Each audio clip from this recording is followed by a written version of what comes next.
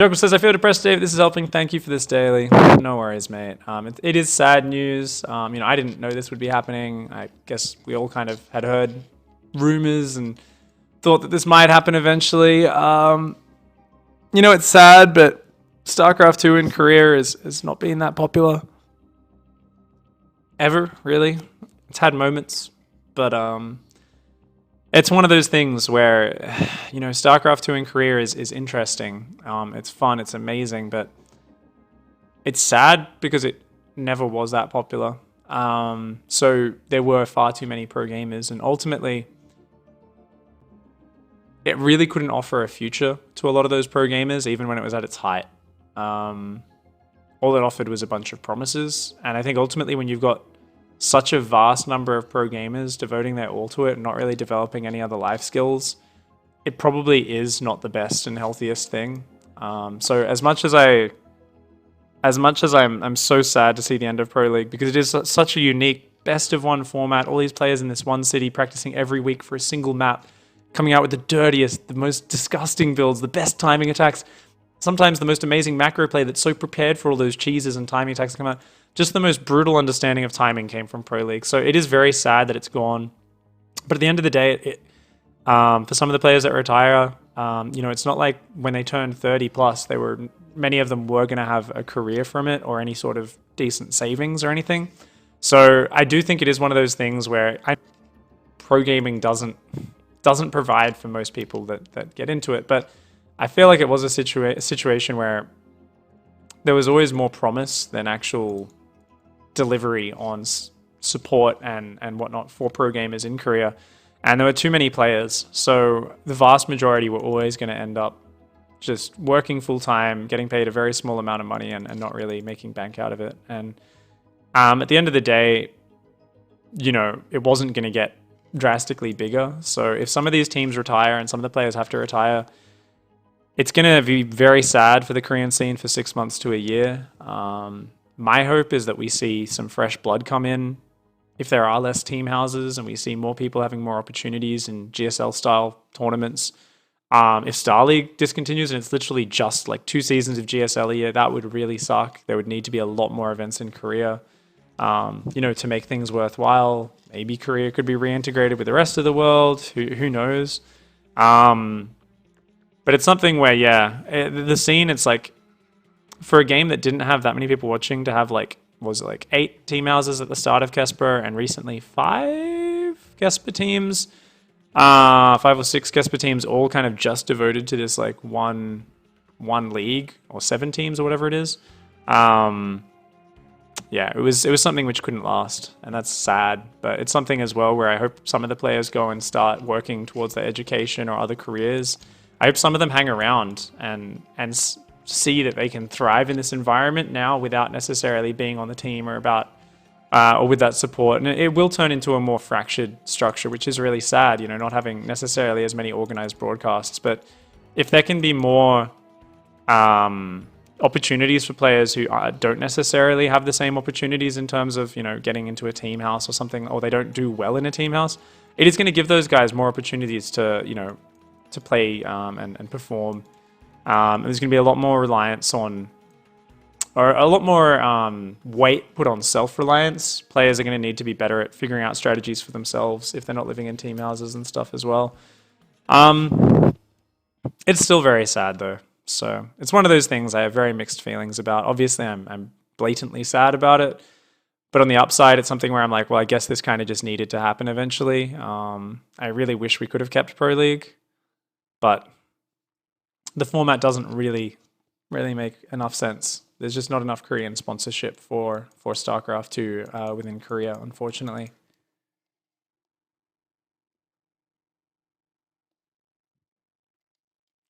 Yeah, Jockle.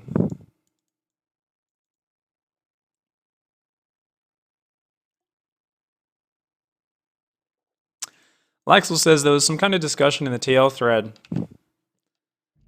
about lowering the mechanics to make the game more accessible to casual viewers. What do you think about that? I think the game's the way it is. I think you can definitely argue about that stuff, but it's like a very complex, almost semantic argument. which gets very complicated.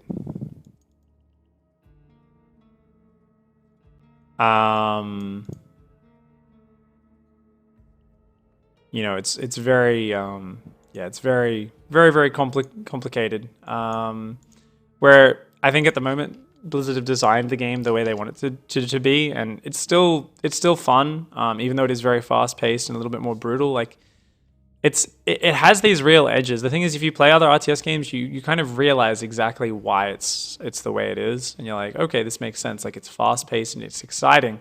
It is a bit more brutal, and I would love the next RTS to be very different to StarCraft 2. But at the moment, I kind of feel like it's just like this pointless discussion, because it's like StarCraft 2 is the way it is. Like, it's not like, you know, Blizzard are willing to change things up in balance in terms of what units come out, but they're not just going to change the entire pace of the game. That ship has sailed a long time ago. They tested it in-house. They felt like the micro just wasn't as impressive anymore. Like, anyone could do the fancy micro because the game was slowed down, and they were like, nah, we just want the game to still be this lightning fast paced game, which is very hard to play. So it's one of those things where StarCraft is the game we have. I enjoy it. I love it. I personally, I'm sure I could talk about, like, the game could be like this or it could be like that, but no game is perfect. It never has been. Even the games I absolutely love have great glaring problems with them. Huge glaring problems. StarCraft is no different. At times I get Brood War nostalgic and I'm like, I wish it could be slower like Brood War. But the reason that worked in a competitive setting is because there were all these frustrating handicaps that made it 10 times harder to play than StarCraft 2. So, like, even though the fights were more satisfying, you know, the other mechanics weren't. So, you know, what I really always wish when I get nostalgic about that is the ability to be in Blizzard's offices, slow StarCraft 2 down to 50% of the speed, and then play 500 or 1,000 games against similarly skilled people at that, and see, well, if the game slowed down and individual bits of micro is easier, do you then multi-prong on 6 fronts at once? Like, can you do that because the game slowed down that much? And, you know, I'd want to see a Zest. I want to see, you know, a Life or one of these absolute gods of the game and need microing in 4 or 5 places at once and have that more stretched feeling that Brood War had. So there is a part of me that's like, I'd love to test that out, but without the tools to actually test it, I can't really say, would it work or would it actually just look dumb? You know, would it actually result in more of that stuff? Would the movements become more important if we slowed it down, or would it just be more like something just kills you and then you just die very slowly and there's nothing you can do about it because you can't force mistakes from your opponent because the game's too slow. Like, they can just keep on top of all the important things. Like, I don't know. You know, those slow drawn out battles worked in Brood War because the player was stretched to the bloody maximum just trying to build units and rally out drones and so on. So it's something where I'd love to be sitting in Blizzard offices testing all this stuff and seeing, how could StarCraft have been different? And definitely StarCraft could have been marketed a lot better in Korea. You know, Blizzard being, you know, trapped in legal battles with Kesper, you know, that obviously slowed things down.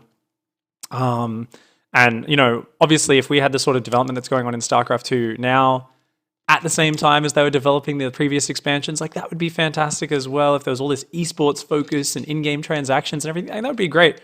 But at the same time, you know, to get super mad over it is to be kind of like a petulant child in some ways. Like, and I feel that sometimes. I feel it. I feel angry. I'm like, why didn't they put more effort in? Why didn't they do this?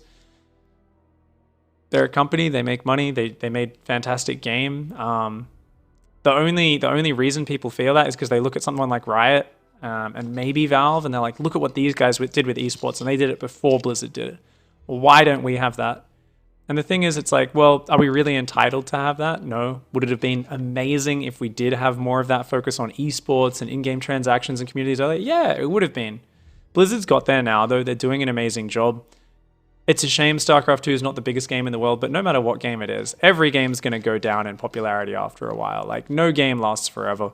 You know, Brood War was great within that one country where it had studios and TVs and a huge investment keeping it going and a whole culture behind it.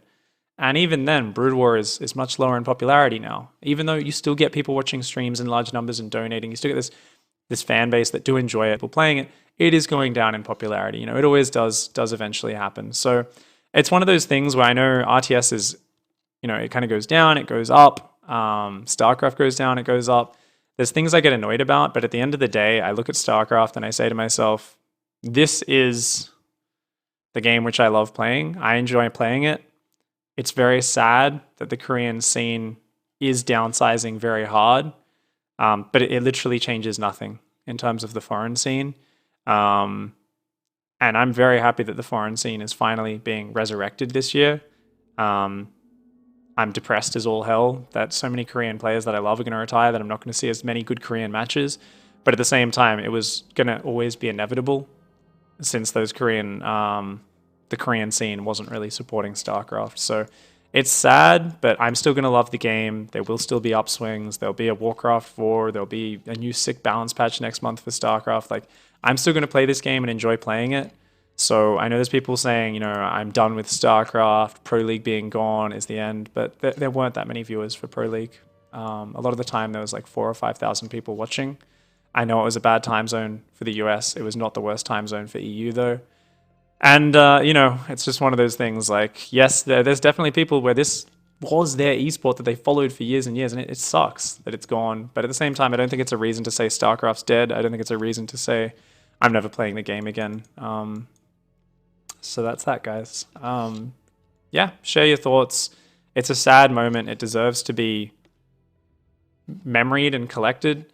And I know the forums. I'm gonna be avoiding a lot of Reddit and Team Liquid because I know everyone's gonna be coming on with their expert opinion about how Blizzard killed StarCraft or how this BlizzCon's meaningless now. There's going to be so many just silly, comments like that because people are emotional, people are angry, and it's okay for people to discuss and let out their rage and anger in all sorts of different ways. But at the end of the day, for me, the game is still the same. I'm just going to feel this sadness. I'm going to try not to spread the sadness, and then I'm going to move on. So hopefully you guys as well will see that the scene